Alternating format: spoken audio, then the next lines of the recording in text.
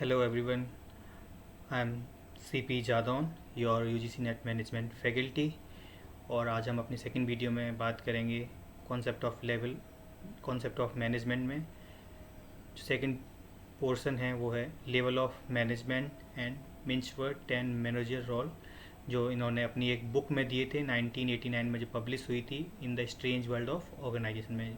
तो ये कभी कभी बहुत इनका जो एक पूछ लिया जाता है कि ये रोल किस फिगर के अंदर आएगा, अभी हम आएंगे और इनके बारे में बात करेंगे।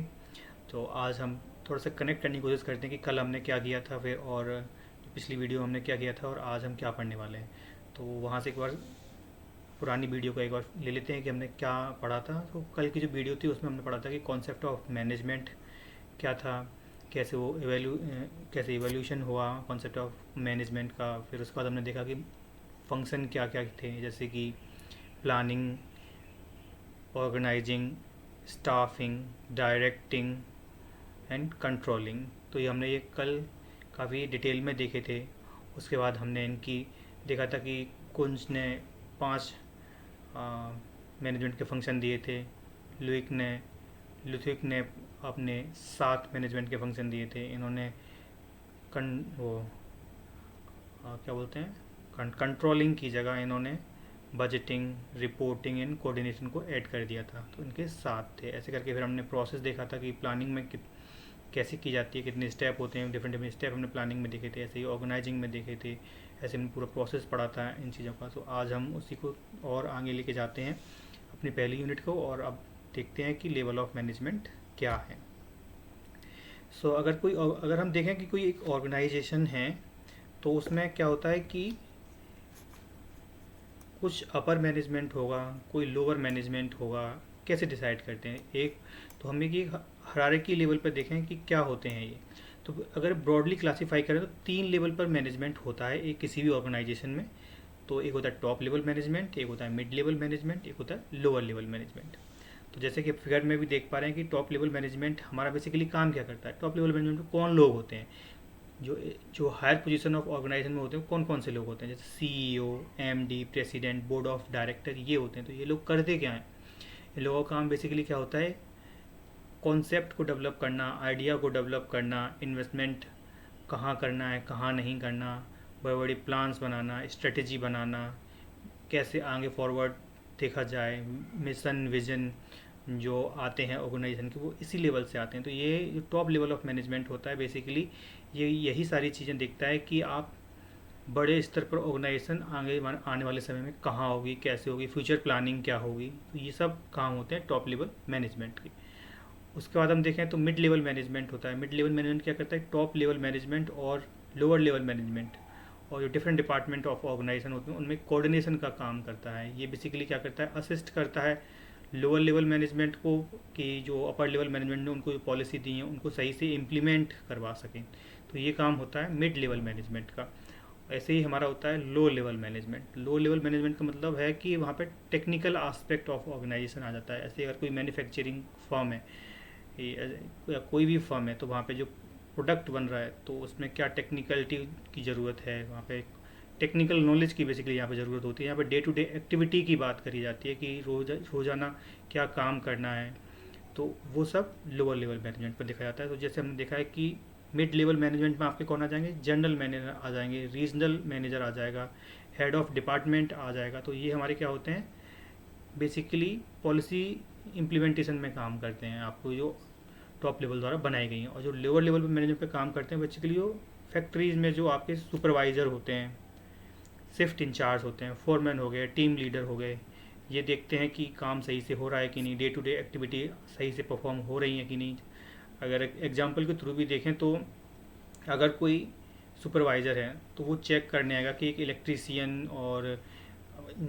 इलेक्ट्रीशियन हुआ या लेबर हुआ, उसने काम सही से किया है या नहीं, कि काम जैसे स्टैंडर्ड सेट हैं उनके हिसाब से हो रहा है कि नहीं। तो ये सब काम होता है हमारे लोअर लेवल मैनेजमेंट। तो अब इनको हम देख लेते हैं एक एक करके, थोड़ा सा ब्रॉड कैटेगरी के सब, थोड़ा सा एक्सप्लेनेशन के हिसाब से कि क्या क्या होता है। जो वैसे मैंने बता दिया है आपको कि टॉप लेवल मैनेजमेंट क्या करता है, लेकिन एक बार हम और देख लेते हैं कि top level management is generally occupied the by the, किसके द्वारा ऑक्यूपाई किया जाता है, मोस्टली ओनर्स के द्वारा। बेसिकली इंडिया में क्या छोटी छोटी कंपनियां होती है, वहाँ पे तो जो टॉप लेवल मैनेजमेंट होता है वहाँ पे ऑनर ही होते हैं एक तरीके से। लेकिन अगर बड़ी बड़ी फर्म को देखा जाए, जैसे एप्पल है या माइक्रोसॉफ्ट है, इनमें क्या होते हैं, बोर्ड ऑफ डायरेक्टर्स होते हैं, तो वहाँ पे ये चीज़ थोड़ी सी अलग हो जाती है। It is the highest level in the managerial hierarchy, ये सबसे क्या होता है, टॉप लेवल पर होते हैं। इन्हीं का काम क्या होता है, डिसाइडिंग कोऑपरेटिंग गोल, जो ऑर्गेनाइजेशन के गोल हैं, मिशन है, वो यहाँ पे ही सारे फॉर्म किए जाते हैं, और यही काम करते हैं formulating of basic policy and making vital decision. यही डिसीजन लेते हैं कि इन्वेस्टमेंट कहाँ पे करना है, कहाँ नहीं करना है, आगे हमें किस चीज़ की तरफ जाना है, इन्वेस्टमेंट करना है या मर्जर किसके साथ करना है या किसको एक्वायर कर लेना है। सारे जितने भी डिसीजन लिए जाते हैं कहीं से कहाँ से लिए जाते हैं, टॉप लेवल मैनेजमेंट से। या जैसे यहाँ पे ये लिखा हुआ है कि to decide structure of organisation, जो ऑर्गेनाइजेशन का स्ट्रक्चर डिसाइड करते हैं, create various position in the organisation. ये क्या कहता है, ज़रूरत पड़ने के हिसाब से ऑर्गेनाइजेशन में कोई पोजीशन को भी क्रिएट कर देते हैं। जैसे कि अगर हम देखें, जैसे इंडियन आर्मी है, ये पोजीशन के हिसाब से मुझे याद आया, जैसे इंडियन आर्मी है, तो अभी कुछ टाइम पहले ही एक नई पोस्ट ईजाद करी गई थी जिसका नाम था CDS, जिसका फुल फॉर्म है चीफ ऑफ डिफेंस स्टाफ।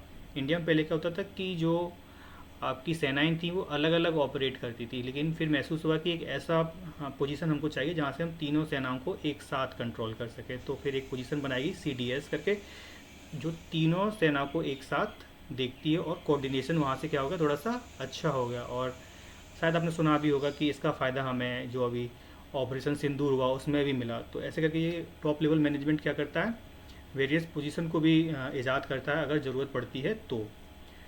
अब हम देख लेते हैं क्या है, सॉरी, हमारा सेकंड लेवल ऑफ मैनेजमेंट है mid level management. Mid level management already कौन कौन से लोग होते हैं, डिपार्टमेंट हेड हो गए, जो मैनेजर हो गए, डिप्टी मैनेजर हो गए, आपके डिपार्टमेंट के हेड्स हो गए, एडमिनिस्ट्रेटिव ऑफिस स्टाफ हो गया। तो बेसिकली ये लोग क्या करते हैं कि जो टॉप लेवल मैनेजमेंट ने जो अपनी पॉलिसी बना दी हैं, प्लान बना दिए हैं, तो अब उनको इम्प्लीमेंट कैसे किया जाए सही से, तो फिर वो आता है मिड लेवल मैनेजमेंट के पास। मिड लेवल मैनेजमेंट क्या करता है, इनको जो लोअर लेवल मैनेजमेंट वाले होते हैं उनको बताता है कि कौन सी चीज़ कैसे आपको कहाँ करनी है। तो basically top level management pass on कर देता है मिड लेवल मैनेजमेंट को, मिड लेवल मैनेजमेंट पास कर देता है लोअर लेवल मैनेजमेंट को, और ऐसे करके मिड लेवल मैनेजमेंट काम करता है। फिर उसके बाद हम देखते हैं कि low level management. Low level management का मतलब क्या है कि अब हम जो प्रोडक्शन साइड है या फैक्ट्री है वहाँ पर आ गए हैं, और वहाँ पे जो टॉप लेवल मैनेजमेंट ने पास ऑन किया था मिड लेवल मैनेजमेंट को, mid level management pass on करेगा लोअर लेवल मैनेजमेंट को, कि आपको कैसे, मतलब उन्होंने एक ब्रॉडर आइडिया पे आपको चीज़ें दे दी हैं कि ऐसे ऐसे होनी है। अब ये क्या है, डे टू डे एक्टिविटी को हैंडल करेंगे, अब प्रोडक्शन में इन्वॉल्व हो जाएंगे। जो उन्होंने क्वालिटी स्टैंडर्ड सेट किए होंगे टॉप लेवल मैनेजमेंट को, उसके हिसाब से जो लोअर लेवल मैनेजमेंट है वो उनको चेक करेगा कि हाँ हम उतनी डिजायर्ड लेवल ऑफ जो है हमारी क्वालिटी आप मिल भी रही है कि नहीं मिल रही है। तो यही है यहाँ पे। और ये क्या करते हैं, बेसिकली यहाँ पे टेक्निकल स्किल के बारे में बात हो रही होती है। ये लोग क्या होते हैं, टेक्निकल होते हैं, टेक्निकल लोग होते हैं यहाँ पे, इनको टेक्नोलॉजी के बारे में पता होता है। और जो टॉप लेवल मैनेजमेंट होते हैं उनके पास कंसेप्चुअल पावर ज़्यादा होती है, वो आइडिया फॉर्मुलेशन के बारे में बात करते हैं। और मिड और जो लोअर लेवल मैनेजमेंट होता है ये टेक्निकल स्किल के बारे में बात करता है। यहाँ पर टेक्निकल स्किल के बारे में ज़्यादा बात होगी, कैसे हम desired level of efficiency effectiveness के साथ हम काम को कैसे कर सकें। और वहीं अब मिड लेवल मैनेजमेंट की बात करें तो वहाँ पे होता है कि ह्यूमन स्किल ज़्यादा प्रोडोमिनेंट कर जाती है, कि आप लोगों से कैसे काम करा लें और लोगों को कैसे परस्यू करें, तो वो मिड लेवल मैनेजमेंट के पास आ जाता है। तो यही यहाँ पे है कि low level management is also known as supervisory management. Low level management constitute factory supervision, superintendent, foreman, sales supervisor, ये सारे लोग इसमें पोजीशन यहाँ पे होती हैं लो लेवल मैनेजमेंट में। To evaluate operating performance, sending reports and statement to higher authorities, and their main function is to guide and control the performance of rank and file worker and instruct them day to day activity। ये वाली ज़्यादा ज़रूरी line है, ये बहुत पूछ ली जाती है कि ये आ जाएगा कि पूछ लेंगे कैसे कि डे टू डे एक्टिविटी कौन से लेवल ऑफ मैनेजमेंट को होती है। तो वो 4 ऑप्शन दे देंगे, top level management, mid level management, या अपर मैनेजमेंट, या नन ऑफ दीज, या ऑल ऑफ दीज। तो ऐसे करके क्वेश्चन आ जाता है। तो हमें ये चीज़ याद रखनी होगी, डे टू डे एक्टिविटी यहाँ पे परफॉर्म की जाती हैं, और ये यहाँ पे कौन सी स्किल प्रिडोमिनेट कर जाती है? टेक्निकल स्किल यहाँ पे प्रिडोमिनेट करती है। ऐसे ही अगर हम देखें, अब हमने बात कर ली कि कौन कौन से लेवल ऑफ मैनेजमेंट होते हैं। अब हम वही बात कर रहे हैं जो मैंने अभी बात की थी स्किल की, कि कौन से लेवल पर कौन सी स्किल ज़्यादा महत्व रखती है। तो उसी के हिसाब से देखें तो different level of management require varying proportion of technical, human and conceptual skill. जैसे कि अब हम फिगर में देख पा रहे हैं कि टॉप लेवल मैनेजमेंट में क्या है, हमारा कंसेप्चुअल पार्ट है वो ज़्यादा है। यहाँ पे ब्रेन स्टॉर्मिंग की बात ज़्यादा होती है, आइडिया जनरेशन की बात ज़्यादा होती है। वहीं अगर हम देखें सेकंड लेवल ऑफ मैनेजमेंट है, वहाँ पे ह्यूमन स्किल की बात ज़्यादा हो रही है कि आप लोगों के साथ कैसे इंटरेक्ट करते हैं, कैसे उन्हें परसुएट कर सकते हैं, कि आप उनको कितना समझते हैं, जिसके हिसाब से आप उन्हें मोटिवेट कर सकें, आप उनको लीड कर सकें, और जो आपका जो मिशन और विज़न है ऑर्गेनाइजेशन का उसे आप अचीव कर सकें। और जो आपका जो लोअर लेवल मैनेजमेंट है, वहाँ पे देखो सुपरवाइजरी एंड ऑपरेशनल मैनेजमेंट है, वहाँ पे किस चीज़ की ज़रूरत है? टेक्निकल स्किल की वहाँ पे ज़्यादा ज़रूरत होती है। कंसेप्चुअल स्किल वहाँ पे इतना मैटर नहीं करती, क्योंकि कंसेप्चुअल टॉप लेवल मैनेजमेंट के हाथ में होता है। तो यही अब हम देख लेते हैं इनका एक्सप्लेनेशन क्या है। Conceptual skill, they refer to the ability to see whole organization and interrelation between parts. They consider the ability to wish the entire picture, to consider the situation in the totality. They also include competency to understand a problem and trigger the mind to find out the solution which help in decision making. तो वो क्या कर वही यहाँ पे वो कहना चाह रहे हैं कि टॉप लेवल मैनेजमेंट क्या करता है, आपकी जो प्रॉब्लम्स हैं, आपकी जो प्रॉब्लम है, आप ये जो दिक्कतें आ रही हैं, तो उनको हम, या कंपनी कुछ मार्केट में टर्बुलेंस है, उसको ऐसे प्रॉब्लम फेस कर रही है, तो वो उन दिक्कतों को समझते हैं, और इन दिक्कतों को समझने के साथ साथ उनका सोल्यूशन कैसे लिया जाए, उनका सोल्यूशन क्या हो, क्या इस दिक्कत से कैसे बाहर निकला जाए। तो ये सारे काम आपका कहाँ पे होता है? टॉप लेवल मैनेजमेंट पे काम होता है। इसीलिए वहाँ पे कंसेप्चुअल स्किल की बहुत ज़्यादा ज़रूरत होती है, जिससे कि वो एक डिसीजन ले सकें। ऐसे ही ह्यूमन स्किल है, it refer to the ability to work effectively with other people, both individual and group. It reflect in a way to manager perceived their superior, subordinate and peers. Technical skill involve mastery of thing. जो technical skill है वो mastery of thing में हो सकती है, लेकिन then human skill are concern with the understanding of people. जो human skill है वो अंडरस्टैंडिंग ऑफ पीपल है, कि आपको अल्टीमेटली काम किससे करवाना है, लोगों से काम कराना है। अगर वही काम नहीं करेंगे तो फिर कैसे काम चलेगा? मतलब अगर जैसे हम देखते हैं कि स्ट्राइक हो जाती हैं, तो अल्टीमेटली मशीन तो बंद हो जाती है, मशीन को बंद होने से कुछ नहीं होगा, टेक्निकल स्किल वहाँ पर कोई काम नहीं आएगी। लेकिन अगर स्ट्राइक होगी तो वहाँ पर फिर ह्यूमन स्किल काम आएगा, कि आपको लोगों से बात करनी है, उन्हें परसुएट करना है कि हाँ उनकी दिक्कतें उनको समझना होगा। ऐसे ही टेक्निकल स्किल, ये क्या है, लोअर लेवल मैनेजमेंट पर ज़्यादा देखी जाती है। Ability and knowledge in using equipment, technique and procedure involving performance of various managerial task. यहाँ पे क्या है कि आपके पास नॉलेज होनी चाहिए, किसी मशीन को कैसे चलाना है, उसकी टेक्निक क्या है, प्रोसीजर क्या है, वो आपको सही से पता होना चाहिए। They require specialised knowledge and proficiency in holding a particular job. The manager must know about the kind of skill required to execute a particular job and about the kind of potential need to require it. तो यहाँ पे क्या है कि pure technical skill के बारे में बात हो रही होती है, कि आपको जिस चीज़ के लिए आपको हायर किया जा रहा है, या कोई प्रोडक्शन मशीन है तो उसको आपको चलाना आता है कि नहीं आता है, उसका प्रोसीजर क्या है, किसके बाद कौन सा स्टेप फॉलो किया जाएगा, ये सब यहाँ पे आपको आना चाहिए। तो बाद में यही कंक्लूड किया गया है कि एक अच्छा मैनेजर होने के लिए, to conclude a technical skill deal with the job, technical skill आपकी जॉब के साथ इंटरेक्ट करती है, human skill with the person and conceptual skill with the idea. It is necessary to have the all the attractive and comprehensive package of all three of an efficient leader. तो ये यहाँ पे यही कहना चाह रहे हैं कि अगर कोई एफिशिएंट लीडर बनना चाहता है या मैनेजर बनना चाहता है, तो उसके पास ये तीनों स्किल होना ज़रूरी है। तो हमने यहाँ पर अब बात कर ली कि डिफरेंट लेवल क्या होते हैं ऑर्गेनाइजेशन में मैनेजमेंट के, और उन डिफरेंट लेवल पर किस तरह की आपको स्किल होने की ज़रूरत है कि आप उनको परफॉर्म कर सकें। टेक्निकल स्किल हो गई, ह्यूमन स्किल हो गई और कंसेप्चुअल स्किल हो गई। अब उसके बाद हम देखते हैं कि मैनेजरियल रोल दिए थे कुछ। मिचिंग वर्ग एक थ्योरिस्ट हुए, इन्होंने अपनी बुक पब्लिश की थी inside strange world of organization in 1989। उसमें उन्होंने बताया था कि 10 की रोल हैं जो एक मैनेजर को प्ले करने होते हैं। तो उन जो 3-10 इन्होंने बताए थे, जो मेन 10 रोल इन्होंने बताए थे, उनको 3 पार्ट में इन्होंने डिवाइड कर दिया था। एक था इंफॉर्मेशनल, दूसरा था डिसीजन मेकर और तीसरा था आपका इंफॉर्मेशनल। सो अब हम देखते हैं कि एक एक करके कि ये क्या है और इन्होंने इनके बारे में क्या क्या बोला है।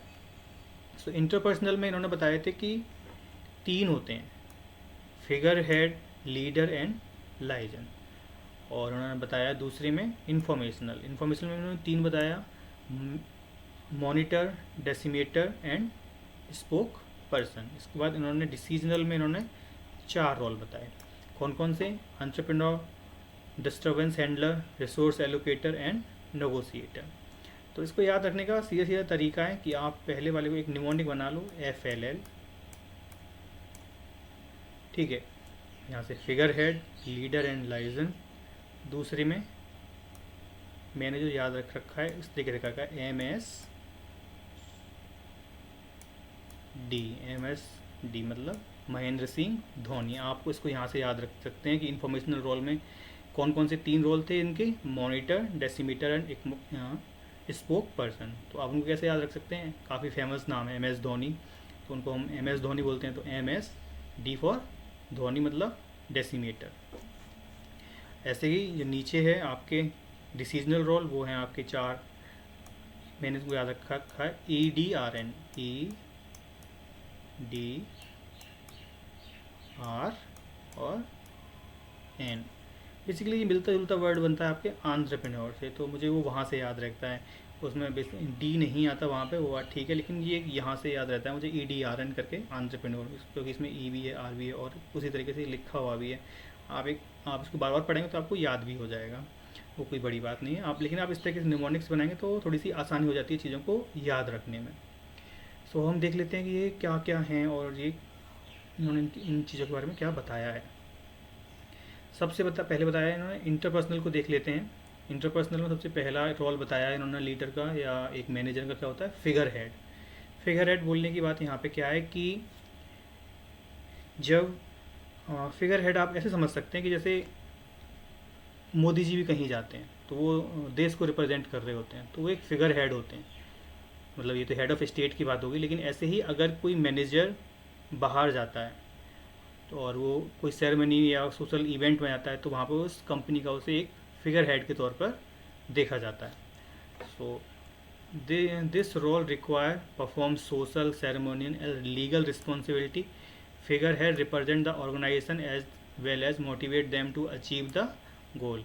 For people this managerial role is a source of power and authority. क्या होता है? हाँ, इनका क्या होता है, इनका बहुत पावर होती है, इनके पास बहुत अथॉरिटी होती है। जब लोग इनकी तरफ देखते हैं तो परसीव करते हैं कि इनके पास बहुत पावर है, इनके पास अथॉरिटी है। तो ऐसे लोगों को इन्होंने बताया कि मैनेजर को एक रोल प्ले करना होता है, वो होता है फिगर हेड, जिसकी तरफ लोग देखें और उनके पास पावर एंड अथॉरिटीज़ होती हैं। दूसरा है लीडर। इन्होंने बताया कि एक मैनेजर को एक लीडर का रोल भी प्ले करना आना चाहिए, मतलब एक लीडर क्वालिटी भी, लीडरशिप क्वालिटी भी एक मैनेजर में होनी चाहिए। The leader is a role in a most pivotal as so's as the extend to manager potential is realised. The manager is in charge of their people performance and which may mean lead a team, department or entire organization. The responsibility include hiring, training, direct leadership and encourage the employee indirect leadership. जब encourage करते हैं employ को तो वो indirect leadership हो जाती है, और आप हायरिंग एंड ट्रेनिंग कर रहे हैं तो वो direct. The responsibility include hiring and training, यहाँ पे क्या होती है? डायरेक्ट लीडरशिप के बारे में हम बात कर सकते हैं। जैसे अगर हम एग्जाम्पल भी देखें, a manager set a role for a team and communicate this exception, making sure that people understand them, he monitor their progress and provide feedback and resource if needed. तो लीडर क्या करता है कि उनको एक information भी देता है, रिसोर्स भी देता है और उनको ट्रेन भी करता है कि आप कैसे काम करें, और मोटिवेट भी करता है कि जो हमारा गोल है, ऑब्जेक्टिव, उसे हम कैसे अचीव कर सकें। तीसरी जो हमारी देखते हैं इंटरपर्सनल रोल में, तीसरा हमारा था वो था लाइजनिंग। लाइजनिंग क्या होता है? A manager is a liaisoner role develop they maintain internal and external relation. देखो क्या होता है कि जब एक मैनेजर होता है तो उनको जो अपने एम्प्लॉई हैं या सुपीरियर हैं, वो उनके सबॉर्डिनेट हैं या सुपीरियर हैं या पीयर हैं, उनसे तो बात करनी ही करनी होती है एक ऑर्गेनाइजेशन में। उनको तो उन्हें कॉन्फिडेंस में लेना ही होता है।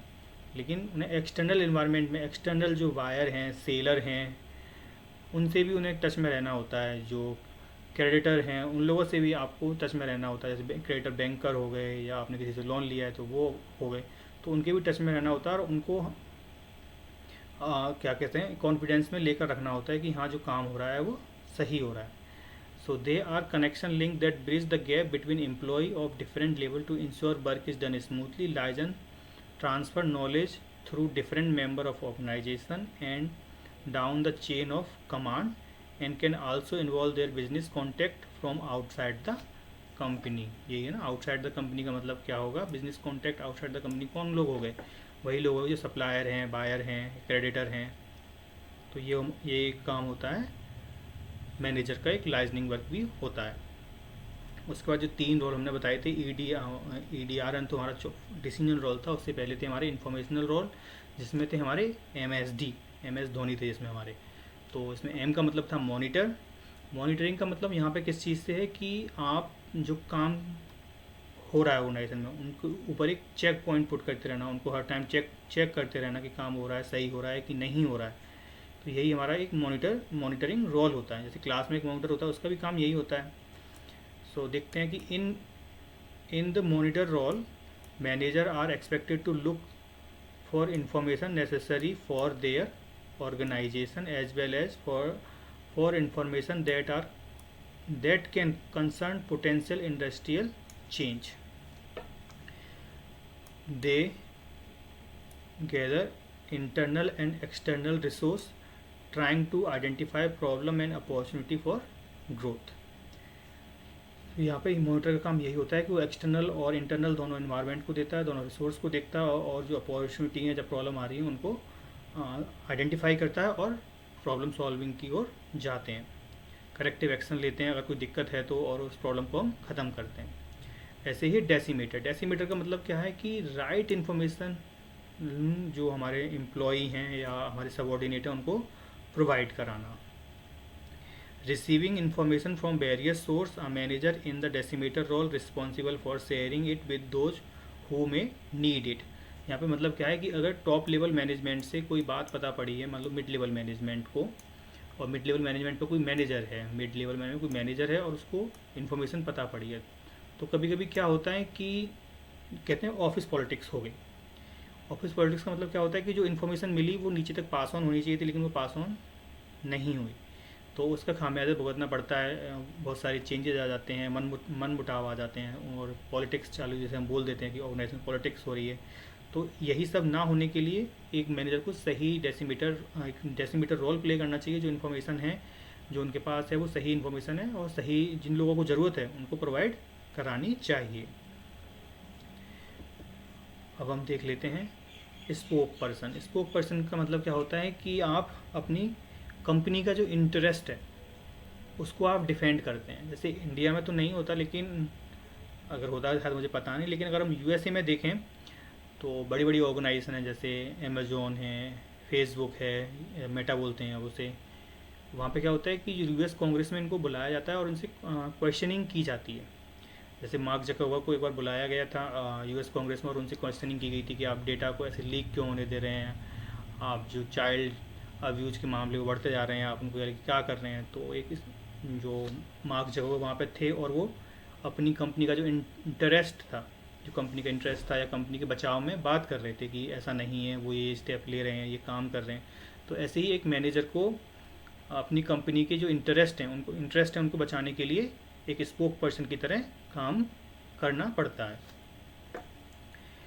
तो यहाँ पे a manager in a spoke person role speak for the organization, speak for their organization, defending, ये मैंने अभी बोला, डिफेंडिंग द कंपनी इंटरेस्ट, वो कंपनी के इंटरेस्ट को क्या करते हैं, डिफेंड करते हैं। Their responsibility is to make organization look good in the eyes of potential और new client and the general public. जो मैं अभी बात कर रहा था कि जो मार्क जकरबर्ग थे उन्होंने अपनी कंपनी मेटा पे जो चार्ज लगे थे कि वो डेटा को बेच रहे हैं दूसरी बड़ी कंपनियों को अपने फ़ायदे के लिए, तो उन्होंने अपनी इस बात को डिफेंड किया, वहाँ पर डिफेंड किया था और कंपनी के इंटरेस्ट को बचाए रखा था, जैसे कि वो अपनी कंपनी की जो इमेज है उसको क्लीन एंड क्लियर बनाए रखें।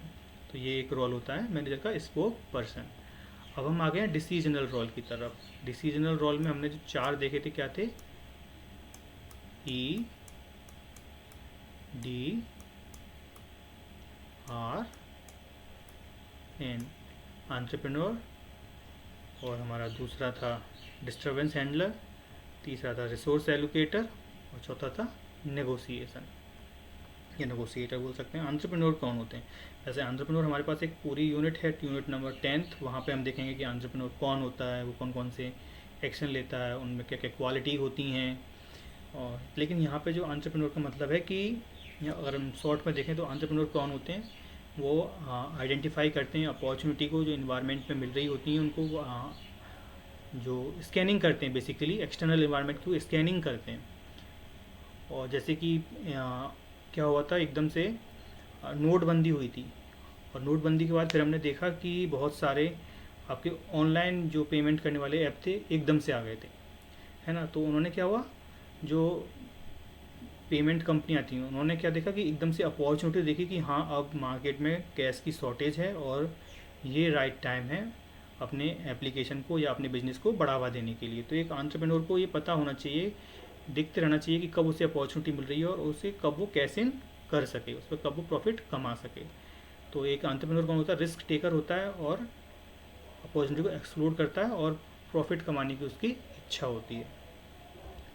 उसके बाद का डिस्टर्बेंस हैंडलर, ये भी एक बहुत ज़रूरी काम है एक मैनेजर का। डिस्टर्बेंस हैंडलर क्या है कि एक ऑर्गेनाइजेशन है, अब वो रन कर रही है, तो वहाँ पे एक लोग तो होते नहीं, बहुत सारे लोग होते हैं और उनके बीच में आपस में मनमुटाव आ सकते हैं। या कंपनी काम कर रही होती है तो उसके पास बायर भी होते हैं, सेलर भी होते हैं, उनमें आपस में दिक्कत आ सकती है, कोई कंपनी की शेयर से कोई दिक्कत हो सकती है, बायर के साथ कोई दिक्कत हो सकती है। तो उस चीज़ को हैंडल करने के लिए मैनेजर को एक डिस्टर्बेंस हैंडलर की तरह काम करना चाहिए कि जो डिस्टर्बेंस आ रहे हैं उनको वो आइडेंटिफाई कर सके और सोल्यूशन प्रोवाइड कर सके। तो यही देख लेते हैं, manager solve issue as they arise. एक मैनेजर इशू को सॉल्व करता है जैसे वो अराइज होते हैं, like sale that grow slowly, a client breaking a contract, client sale कर रही है तो कोई क्लाइंट कॉन्ट्रैक्ट ब्रेक करेगा, और valuable employee leaving the company, या जो हमारे क्या कह सकते हैं, एम्प्लॉय हैं, कंपनी अच्छा परफॉर्म नहीं कर रही है या वो जा रहे हैं कंपनी से किसी कारणवश, उनको उनके कुछ ग्रीवियांसेस हैं तो उनको सुनना ज़रूरी है। तो एक क्या होता है कि मैनेजर उन एम्प्लॉय से बात करे, उनकी जो दिक्कत है उनको सुने और उनसे बात करे, तो इस तरह के वो डिस्टर्बेंस को हैंडल करने की कोशिश करते हैं। The task of manager is to disturbance handle role is to fix problem maintaining productivity. इसका एग्जाम्पल भी दे सकते हैं, when 2 member of a team have conflict, it's the manager responsibility to help them and resolve the problem। क्या होता है कि अगर कोई टीम में लोग काम कर रहे हैं और 2 लोगों के बीच में मनमुटाव हो गए तो अब क्या किया जाए, तो वो लोग क्या करते हैं कि मैनेजर के पास जाते हैं, मैनेजर उसको समझता है, बात करता है और चीज़ों को सही करने की कोशिश करता है, जिससे कि क्या हो, प्रोडक्टिविटी पे कोई फ़र्क ना पड़े। रिसोर्स एलोकेटर, ADRN का जो लास्ट ऑप्शन था, रिसोर्स एलोकेटर। रिसोर्स एलोकेटर का मतलब क्या है कि जो मैनेजर है उसको, जैसे डेसीमीटर में था कि राइट इन्फॉर्मेशन प्रोवाइड करे right time to right person, ऐसे ही रिसोर्स एलोकेटर का क्या मतलब है, राइट रिसोर्स प्रोवाइड करे at right time of the production, जिससे कि दिक्कत ना हो प्रोडक्शन में या हमारी प्रोडक्शन कैपेसिटी पे कोई दिक्कत ना आए।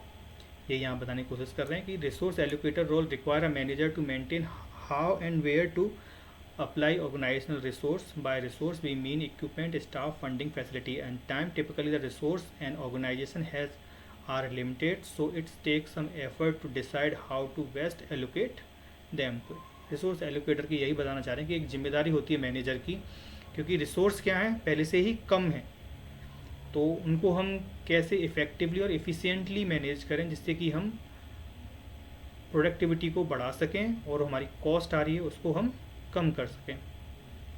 तो यही थे हमारे 10 मैनेजरियल रोल जो बताए थे मिचिंगबर्ग ने, और ये बहुत ज़रूरी है। इनसे हर साल एक क्वेश्चन कहीं ना कहीं से पूछ लेता है कि इनमें से कौन सा है कौन सा नहीं है। इन्फॉर्मेशनल के अंदर कौन कौन से 3 हैं और एक चौथा कोई और लिख देगा जो कि नहीं होगा। ऐसे डिसीजनल रोल पूछ लेगा, इनमें से कौन सा डिसीजनल रोल नहीं है। तो आपको ये चीज़ पता होनी चाहिए। वैसे ये निमोनिक्स लिखे हुए हैं, इनके हिसाब से आप याद करेंगे तो बहुत ईजी है। FLL, MSD and EDRN। सो एक बार कंक्लूड कर लेते हैं कि आज की क्लास में हमने क्या किया। सबसे पहले हमने आज की क्लास में बात की थी कि लेवल ऑफ मैनेजमेंट। तो 3 लेवल ऑफ मैनेजमेंट होते हैं, top level, mid level and low level. फिर हमने बात की थी कि यहाँ पे जो हमारे होते हैं कि पावर, वो जो स्किल रिक्वायर्ड होती हैं, स्किल सेट की बात की थी। तो जो टॉप लेवल मैनेजमेंट है वहाँ कॉन्सेप्चुअल स्किल की ज़्यादा ज़रूरत होती है, मिड लेवल मैनेजमेंट में ह्यूमन स्किल की ज़्यादा ज़रूरत होती है, और जो हमारा लो लेवल मैनेजमेंट है वहाँ पे टेक्निकल स्किल्स की ज़्यादा बात होती है, क्योंकि वहाँ पे हमें जो काम है, एक्चुअल काम है, वो परफॉर्म करके देना होता है।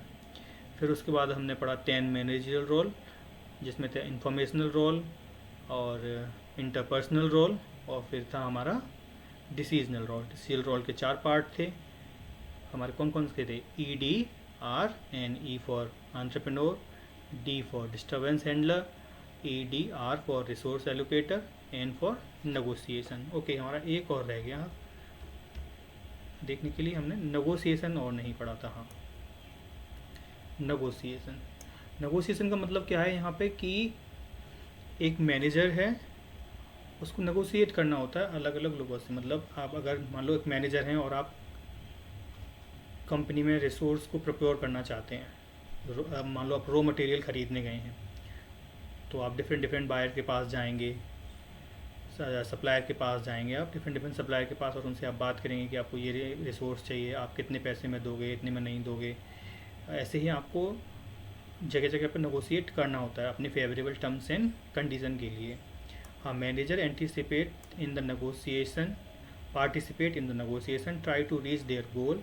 The managerial role include negotiation with external parties, where external parties का मतलब यहाँ पे क्या है कि या तो आपके बायर हो गए, बायर मतलब आपको जो प्रोडक्ट खरीदते हैं उनके साथ बात करने की बात हो गई, या फिर जो आपके सप्लायर हो गए जो आपको रॉ मटेरियल प्रोवाइड करते हैं, वहाँ पे आप अपने दामों के बारे में बात करते हैं कि प्राइस क्या हो सकता है, या फिर आपकी जो क्रेडिटर हो गए, क्रेडिटर मतलब बैंकर हो गए जो आपको लोन प्रोवाइड करते हैं, उनके बारे में बात करनी होती है। उनसे फेवरेबल टर्म्स एंड कंडीशन के बात करते हैं कि कितनी रेट ऑफ इंटरेस्ट पर आपको लोन मिल सकता है, नहीं मिल सकता है।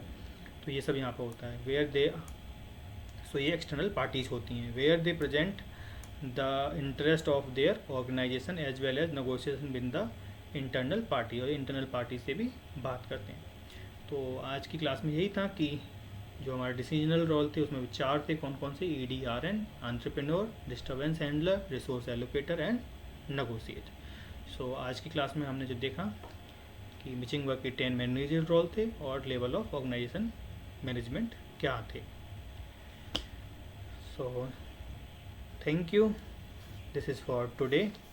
और हम कल की क्लास में बात करेंगे कि रोल एफिकेसी क्या होती है, और रोल एफिकेसी के बाद हम पढ़ेंगे कि स्ट्रक्चर जो स्ट्रक्चर होता है ऑर्गेनाइजेशन के, डिफरेंट स्ट्रक्चर होते हैं, हाइब्रिड, लाइन, स्टाफ, ये सब हम देखेंगे। डिपार्टमेंट टाइप के जो हमारे स्ट्रक्चर होते हैं ऑर्गेनाइजेशन, उनके बारे में बात करेंगे हम। और थोड़ा सा पोर्शन हम देखेंगे कि पावर कौन कौन सी होती हैं ऑर्गेनाइजेशन में, जो एक क्लासिकल पावर बोल देंगे या एक्सेप्टेंस पावर बोल लेते हैं, तो उन पावर्स के बारे में बात करेंगे कल की क्लास में। So thanks for today. And अगर आपको नोट्स चाहिए तो जस्ट फ्री टू